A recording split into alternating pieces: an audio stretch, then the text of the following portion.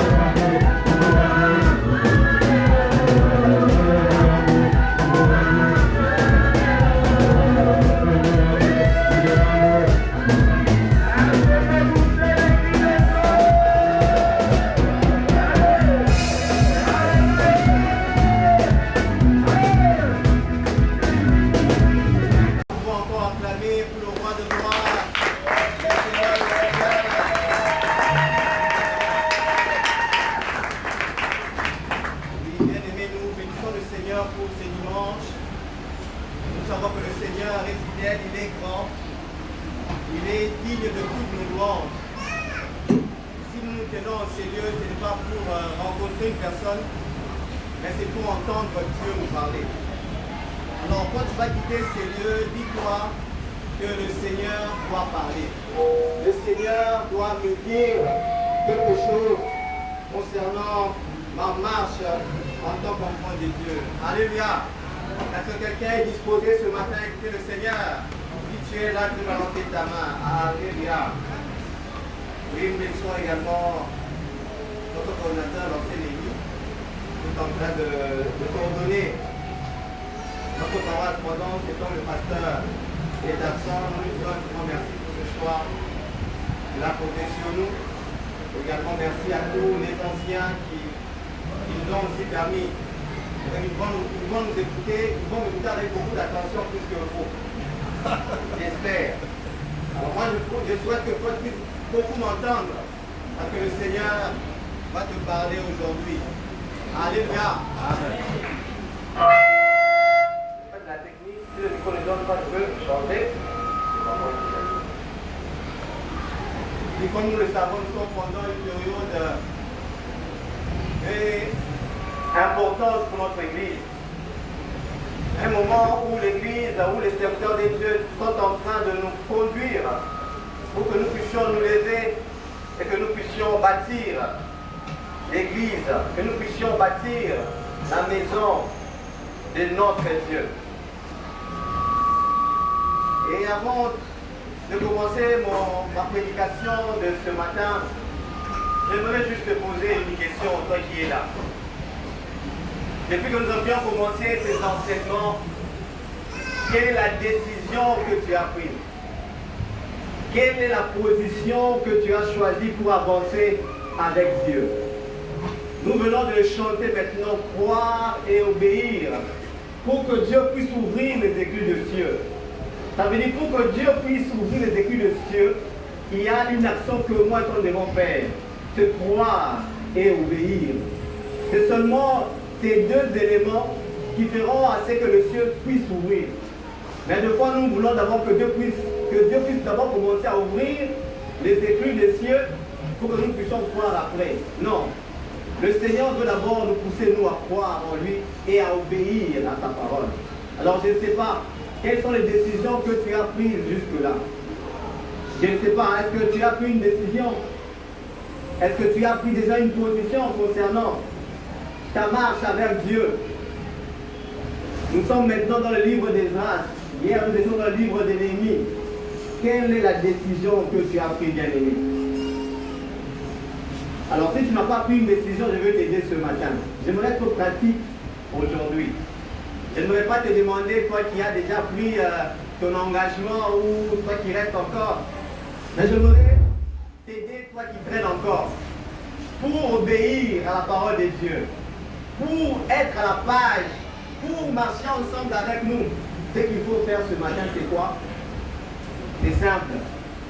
Tu vas seulement voir Papa Richard, lui demandes l'enveloppe où il y a une souscription, tu remplis, tu viens voir le pasteur et tu lui dis, pasteur, voilà ma contribution, la manière dont je dois marcher cette année. C'est seulement ça. C'est seulement ça. C'est ce que nous voulons pendant ces temps. Si toi tu me dis que tu fais autre chose que ce que je viens de dire, bien aimé, je pense que tu as appris.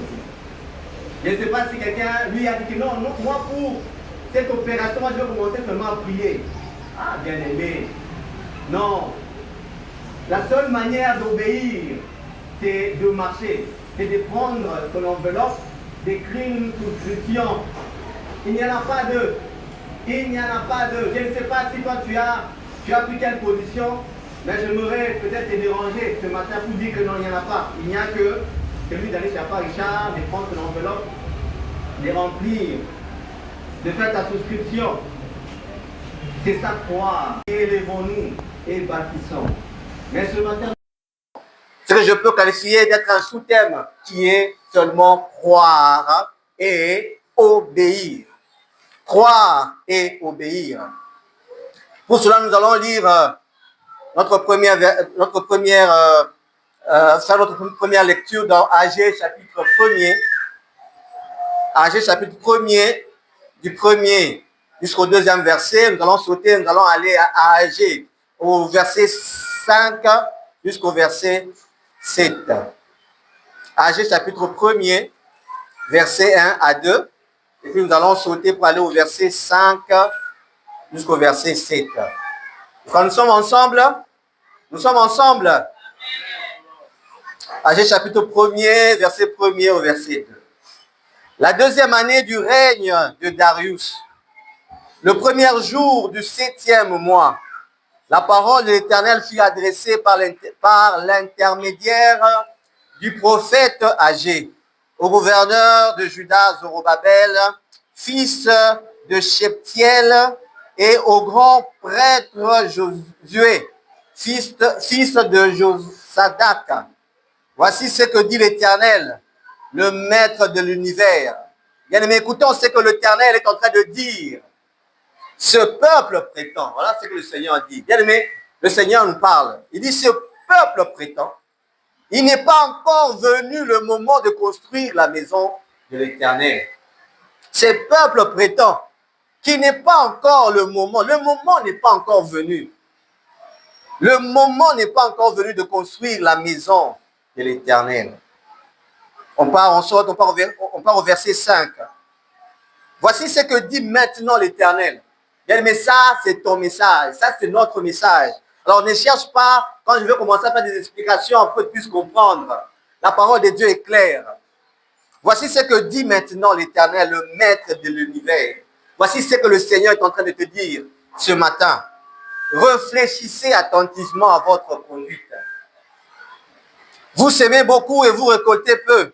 Vous mangez et vous n'êtes pas rassasiés. Vous buvez et vous n'êtes pas désaltérés. Vous êtes habillés et vous n'avez pas chaud. Le salaire de celui qui travaille tombe dans un sac percé. Au verset 7, le Seigneur répond encore. Voici ce que dit l'Éternel, le maître de l'univers. Réfléchissez attentivement à votre conduite. Alléluia. Bien-aimé, ce matin, j'aimerais t'amener à réfléchir. J'aimerais t'amener encore à repenser à ta manière, à la manière dont toi tu fais pour obéir à la parole de Dieu. Je ne sais pas si cet engagement de construire, c'est l'affaire d'autres personnes. Et toi, tu es en train de t'exclure. Mais j'aimerais te dire, toi qui traînes encore, bien-aimé, nous devons nous lever. C'est le moment pour nous de bâtir la maison de l'Éternel. Nous n'avons pas le droit de rater ce moment. Malgré les difficultés que nous rencontrons dans nos vies, Dieu seul sait pourquoi c'est maintenant qu'il faut bâtir. Dieu seul sait que c'est le moment où moi et toi, nous devons nous lever. Il n'y aura pas encore d'autre temps. Si nous ratons ce moment, bien-aimés, nous allons payer le prix. Si Dieu nous demande de nous lever, bien-aimés, nous devons nous lever.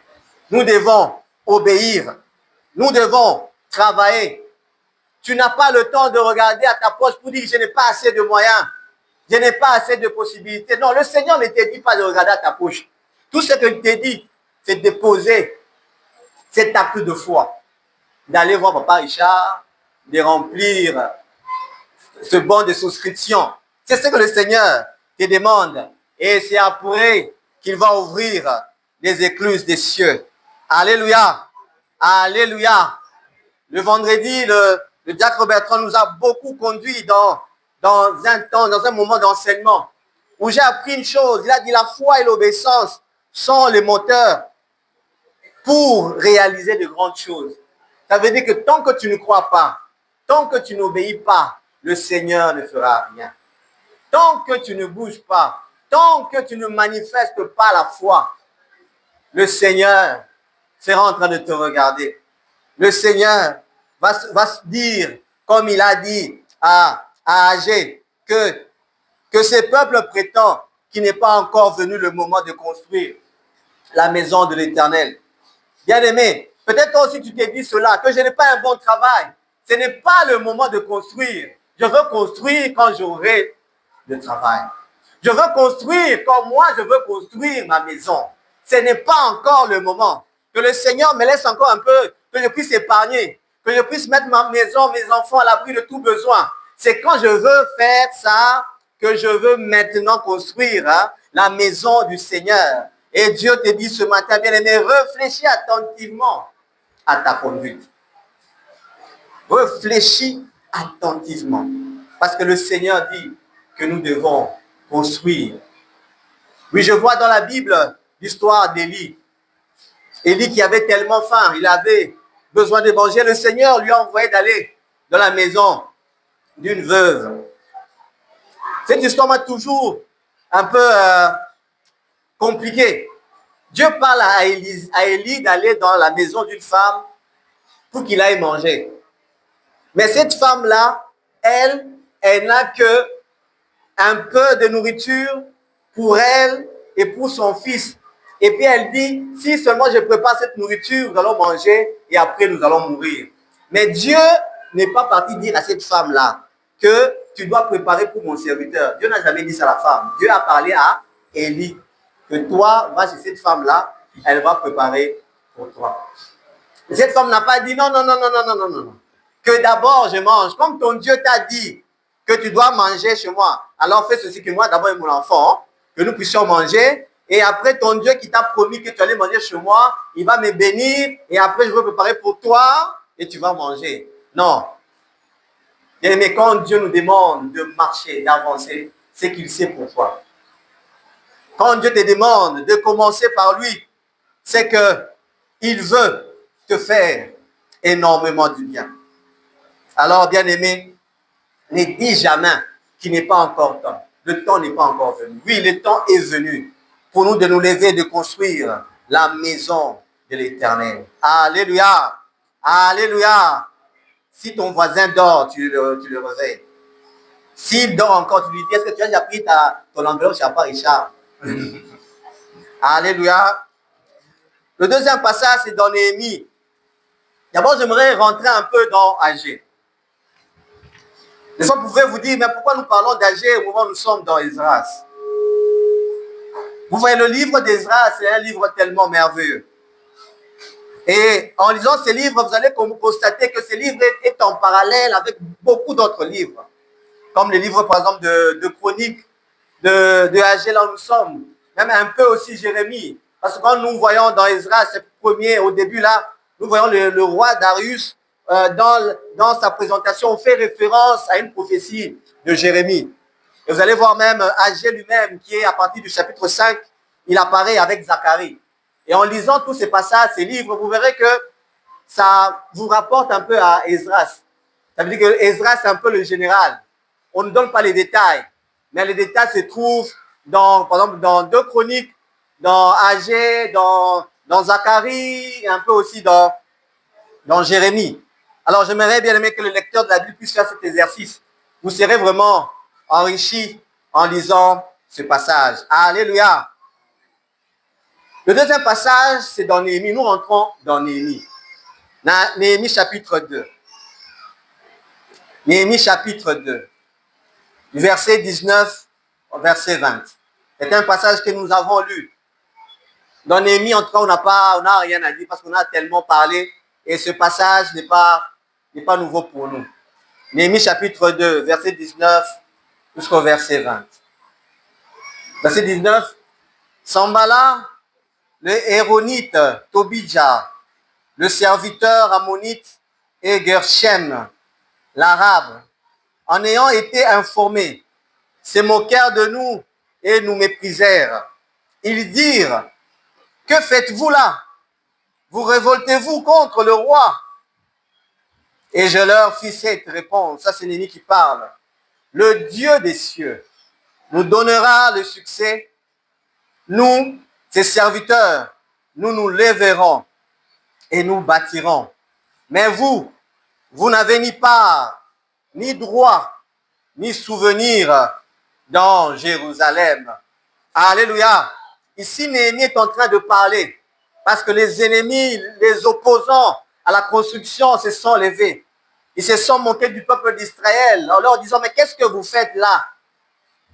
Qu'est-ce que vous faites? Vous voulez vous révolter contre le roi? Et Néhémie s'est levé comme un homme de foi, un homme d'obéissance. Il a dit, Dieu des cieux nous donnera du succès. Quand Néhémie parle, la construction n'a pas encore commencé. Il commence déjà à poser des fondements de foi et d'obéissance par rapport à ce que Dieu, par rapport aux convictions que Dieu a mis dans son cœur. Et il dit, nous, ses serviteurs, nous nous lèverons. C'est un peu dans le futur. Nous allons nous lever et nous allons bâtir, peu importe les intimidations des ennemis. Mais là où j'aimerais vous amener aujourd'hui, c'est ailleurs. C'est là où Néhémie dit à ses ennemis que, mais vous n'avez ni part, ni droit, ni souvenir dans Jérusalem. En d'autres termes, Néhémie voulait dire que nous les serviteurs de Dieu, nous avons une part, nous avons un droit, nous avons un souvenir dans Jérusalem. Mais vous, nos ennemis là, vous n'avez ni part, vous n'avez rien de part, vous n'avez pas de souvenir, vous n'avez pas de droit. Mais nous avons une part, nous avons le droit, nous avons des souvenirs dans la maison de l'Éternel, en d'autres termes, en Jérusalem. Alors nous allons parler en fait de ces trois éléments, bien aimé, qui peut te révolter, toi qui traînes encore. Si tu traînes, si tu ne veux pas participer, bien aimé, tu n'auras ni droit, tu n'auras ni part, tu n'auras ni souvenir dans la maison de Dieu que nous allons construire. Alléluia. J'aimerais réveiller quelqu'un ce matin. La première des choses, Néhémie dit que vous n'avez ni part. C'est-à-dire que ceux qui refusent, ceux qui combattent l'œuvre de Dieu, eux n'auront pas de part. Mais nous aurons une part. Nous avons une part dans la maison de Dieu. En écoutant ce mot part, et quand nous lisons toutes les versions comme dans Semeur, on nous parle d'une propriété. Et dans d'autres versions, que vous lisez même Louis Ségon, Parole de vie, là on nous parle le droit de posséder quelque chose à Jérusalem. Une part, c'est cet engagement, ce travail que tu as limité, dans lequel tu as décidé de te lancer. Ça veut dire que c'est une portion de tâches que tu prends pour exécuter une mission. Et une part aussi, c'est aussi les résultats que tu reçois quand il y a partage. Ça veut dire que quand nous parlons de part, nous voyons deux choses à la fois. Ça veut dire que c'est une portion de tâches qu'on te donne, une part de responsabilités dans laquelle tu dois travailler. Et après, ce sont les résultats que tu dois obtenir. Ces résultats qui te reviennent à toi. Ces bénéfices qui te reviennent à toi. C'est ça ta part. C'est ça ta part de travail ou ta part de bénédiction ou de bénéfice de ce que tu as fait. Bien-aimé, en servant le Seigneur, en nous lançant dans cette opération, bien-aimé, tu as ta part. Ta part, premièrement, c'est celle de prendre cet engagement que tu as pris. C'est que tu as limité. Tu t'es limité. Tu as dit que moi, je veux donner $100. C'est ça ma part. Je veux donner $1000. C'est ça ma part. Mais du fait que tu t'es limité, alors il y a une bénédiction qui est derrière cette part que le Seigneur va te donner. Alléluia. Est-ce que tu as bien pris ta part? Est-ce que tu as bien pris ta part? Parce que derrière cette part, il y a une bénédiction qui est ta part. Alléluia. Alors, bien-aimé, tu dois vraiment réfléchir afin que tu puisses bien avancer. Alors, j'aimerais te dire, pour celui qui renonce à cet engagement, celui qui renonce, bien-aimé, celui-là, il n'aura pas de part. Il n'aura pas de part parce qu'il n'a pas pris une part d'engagement. Alors, il n'aura pas aussi une part de bénédiction. C'est la même chose que Néhémie a dit à ses détracteurs, que vous n'avez ni part dans cette affaire. Parce que vous êtes là pour combattre l'œuvre de Dieu, alors vous n'aurez ni part. Ni part, parce que vous n'avez pas pris une part d'engagement et vous n'aurez pas aussi une propriété. vous n'aurez rien. Bien-aimés, nous devons que le Seigneur nous donne la force, la foi et l'obéissance, afin que tu puisses prendre ta part. Afin que tu puisses prendre ta part, car derrière cela, il y a une bénédiction. Ne regarde pas à tes incapacités. Nous venons de le chanter, mais nous devons nous ouvrir aux desseins éternels. Alléluia. Deuxième chose, ce sont des droits. Les droits. Néhémie dit à ses ennemis, vous n'avez ni droit. Ça veut dire, lui, Néhémie, il a un droit. Parce qu'il est enfant de Dieu. Il est membre de la famille de Dieu. Lui, il a un droit. Il a droit à quoi? Il a droit à la bénédiction. Il a droit à vivre toutes les faveurs venant de Dieu. Pas seulement les faveurs liées à son engagement, mais les faveurs liées à son identité en tant qu'enfant de Dieu. Bien aimé, nous avons nos enfants dans nos maisons. Nous les appelons des fois les ayants droit. Ça veut dire que ce sont eux qui vont hériter. Ce sont eux qui sont toujours en premier quand il faut faire des dépenses. Parce qu'on les appelle des ayants droit. Bien aimé, si quelqu'un ne veut pas bâtir la maison de Dieu, il renonce à son droit d'être un enfant de Dieu. Parce que c'est Dieu qui parle. C'est Dieu qui ordonne. Mais si moi, je refuse d'obéir, de croire, ça veut dire que je renonce à mon droit d'être un enfant de Dieu. Je renonce à ma position d'être appelé serviteur de Dieu. Bien, mais c'est inconcevable, moi qui suis un serviteur de Dieu. Dans de tels projets, je refuse, je ferme mon cœur. Je refuse de participer. Bien aimé, là, je suis en train de renoncer à mon droit en tant qu'enfant de Dieu, en tant que membre de cette grande famille, de cette grande famille de Dieu. Nous verrons le cas d'Ésaü et Jacob. À cause de la famine, Ésaü est allé vendre son droit de naissance, juste à cause de la nourriture. Lui, il pensait, bien qu'il vende son droit de naissance, il sera béni par son père. C'est ce qu'il pensait. Il se disait, non, je peux vendre. Ça me dérange, c'est juste pour la nourriture. Et après, mon père va me bénir. Non, l'affaire n'était pas conclue comme ça par Dieu. Il a vendu et il a perdu. Il a vendu son droit de naissance et après, il a perdu la bénédiction. Bien aimé, c'est temps, nous devons le saisir afin de bénéficier des faveurs des cieux sur nous, sur nos familles et sur l'Église. Troisièmement, Néhémie dit, vous n'avez ni souvenir. Vous n'avez ni souvenir. Vous n'avez ni souvenir dans Jérusalem.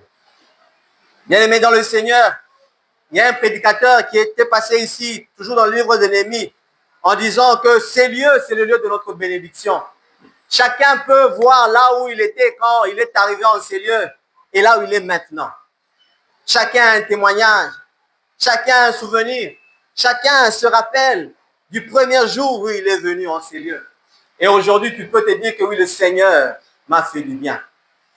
Et maintenant, il faut prendre l'engagement de construire un temple. Et quand il faut prendre, là, tu oublies les souvenirs. Tu oublies que le Seigneur t'a visité. Tu oublies que le Seigneur t'a fait du bien en ces lieux. Et deuxième souvenir, c'est un souvenir que Dieu a de nous quand nous posons des actes. Oui, Dieu n'oublie pas tous ces biens ce que nous faisons. Dieu n'oublie pas cette générosité que nous avons quand nous faisons du bien aux gens. Maintenant, nous voulons maintenant faire du bien à Dieu en lui construisant un temple. Est-ce qu'il va oublier? Est-ce qu'il va oublier? Je ne pense pas que le Seigneur va oublier. Bien-aimés dans le Seigneur ce matin nous appelle à l'obéissance. Il t'appelle à croire en lui, à croire, à mettre toute sa foi en lui, parce qu'il a une mission à faire avec toi. Il t'appelle à l'obéissance parce qu'il veut ouvrir les écluses des cieux, parce qu'il veut faire du bien à son Église. Bien aimé, ce n'est pas avec réellement nos efforts que nous allons construire. Ce n'est pas avec nos capacités que nous le ferons. Tout ce que nous faisons en premier, c'est poser des bases de foi et d'obéissance. D'abord, je crois et j'obéis. Et le reste, le Seigneur le fera. Le reste, le Seigneur réellement le fera. Alors, une question que je te pose ce matin, bien-aimé, est-ce que dans cette affaire, tu as ta part? Quelle est ta part? Quelle est ta part dans cette affaire? Quelle est ta part? Quelle est ta part? Le Seigneur te demande de réfléchir attentivement à ta conduite, de réfléchir attentivement à ce que tu veux faire. Réfléchis attentivement. Deuxièmement, est-ce que tu as renoncé à ton droit? Du fait que tu n'avances pas, est-ce que tu sais qu'en refusant de poser cet acte, tu renonces à ton droit d'être un enfant de Dieu? Un enfant de Dieu est celui qui contribue à l'avancement de la maison de son Père. As-tu renoncé à tous les souvenirs que le Seigneur a fait dans ta vie, tout ce que le Seigneur a accompli? Peut-être dans cette église, tu t'es converti. Peut-être dans cette église, tu t'es marié. Peut-être dans cette église, tu as eu des enfants. Le Seigneur a fait de grandes choses. Bien-aimé, tu ne dois pas oublier cela. Et nous allons lire un tout dernier passage qui va nous aider à conclure et à prier. C'est un passage que nous avons lu également le vendredi, Deutéronome chapitre 28. Deutéronome chapitre 28, le verset 1er. Deutéronome chapitre 28, le verset 1er. Si tu obéis à l'Éternel ton Dieu, en respectant et en mettant en pratique tous ces commandements que je t'ai prescrits aujourd'hui, l'Éternel ton Dieu te donnera la supériorité sur toutes les nations de la terre. J'aime ce passage parce que ça retrace tous les trois éléments que je viens de vous dire. La part, le droit et le souvenir. Si tu obéis à l'Éternel ton Dieu, en respectant et en mettant en pratique tous ces commandements, ça veut dire en faisant ta part qui est de respecter, de mettre en pratique le commandement que je te prescris aujourd'hui, l'Éternel ton Dieu. Ah, ça c'est le droit. Le Seigneur ton Dieu. Parce que toi tu es un enfant du Seigneur. Il te donnera la supériorité. Alléluia. Parce que le Seigneur n'oublie pas quand nous nous donnons à lui. Il n'oublie pas quand nous obéissons. Il n'oublie pas. Il dit te donnera la supériorité sur toutes les nations de la terre. Alléluia. Bien-aimé, nous allons prier. Tu vas te tenir debout là où tu es. Tu vas prier que le Seigneur t'aide. Que le Seigneur qui t'assiste dans cette marche que tu as prise. Oui, bien-aimé, deux fois, tu peux oublier. Tu as déjà ta part. Tu sais que ma part, c'est celle-ci. Mais tu oublies. Mais ce matin, le Seigneur te demande de réfléchir attentivement encore. Pour toi qui traînes encore, toi qui as encore ton engagement à la maison, le Seigneur te demande ce matin que c'est le moment de construire le temple pour Dieu. Il n'y aura pas encore d'autre moment. C'est le moment idéal. Alors remplis cet engagement et viens le déposer rapidement. Pour toi qui traînes encore pour t'engager, toi qui as peur de prendre ta part, bien aimé, que le Seigneur t'aide.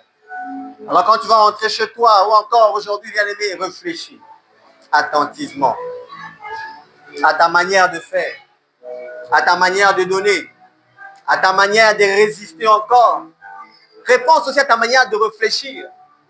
Que le Seigneur t'aide. Alléluia. Nous allons chanter le même cantique, le premier strophe et le refrain. Que cela soit ta prière de ce matin. Que le Seigneur te donne un cœur qui croit, un cœur qui obéit, pas un cœur qui analyse, pas un cœur qui pense tellement, pas un cœur qui pense qui regarde ses capacités, qui regarde ses moyens. Mais tout ce que le Seigneur attend de toi, c'est que tu puisses tout simplement obéir. C'est seulement ce que le Seigneur attend de toi. Il n'attend pas autre chose que de croire et d'obéir. Est-ce qu'on peut chanter le premier couplet?